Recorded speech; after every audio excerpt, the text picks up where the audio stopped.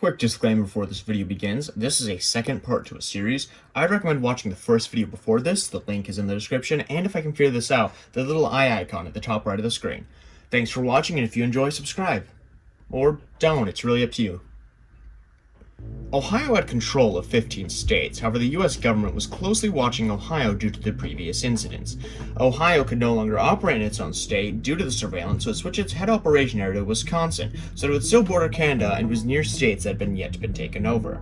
However, within a couple of months, the United States began getting invaded by the enemy, specifically the Russians and China. North Korea was busy with the war in Asia, and Sealand was busy fighting the British Navy. The United States was being invaded from the west, so Ohio seized this opportunity to solidify its location in the United States by rushing to take over the states while the US was distracted. It was able to connect with the group of states set over by New Mexico, fortifying Ohio's territory while being under the cover that all the states were still under the power of the US. With the United States getting weaker every day, Ohio grew stronger, soon taking over nearly all states that were still within the United States' power. At this point, Ohio was battling the invading forces and was merely waiting for the right time to reveal when to split off from the United States, then take over what was left of it. However, while biding time, things started to go downhill. Ohio began losing states to Russia and China, and it knew that if it didn't split now, then it would be overpowered and taken over. Ohio made the choice to split from the United States and form its own country. This event caused mass confusion in the world and a temporary ceasefire from China and Russia to figure things out. During this time, the remainder of the citizens loyal to the United States fled to Illinois or Florida. Granted, Florida very quickly became its own country, renaming itself Florida, which was pronounced the same way as Florida, just had an extra letter.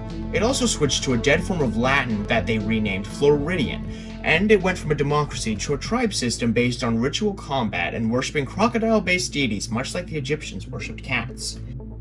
And all of this meant that Illinois was the only part of the United States left, and the capital of the United States was quickly set to be Valley City, Illinois, and a wall constructed at the country borders in a futile attempt to hold out.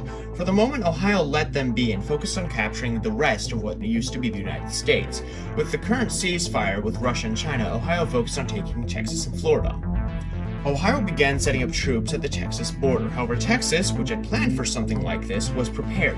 Using massive thrusters and a giant space dome, Texas launched itself off the Earth and set itself in orbit. The force of the thrusters caused massive earthquakes all over the United States, resulting in California and Florida splitting off from the continent, with California partially sinking, and Florida getting caught in the ocean currents, ending up in a currently unknown location somewhere in the ocean. Ohio, after recovering from the earthquakes, immediately began the attack on the controlled West, catching the Russians and Chinese by surprise and taking back several states. For several months, the border stayed about the same, until the war in Europe and Asia intensified, and the invading forces had to pull out and send units to that fight, except for California, which they turned into a naval and ship base due to the fact that it's easier to defend now that it was out in the water and now an island.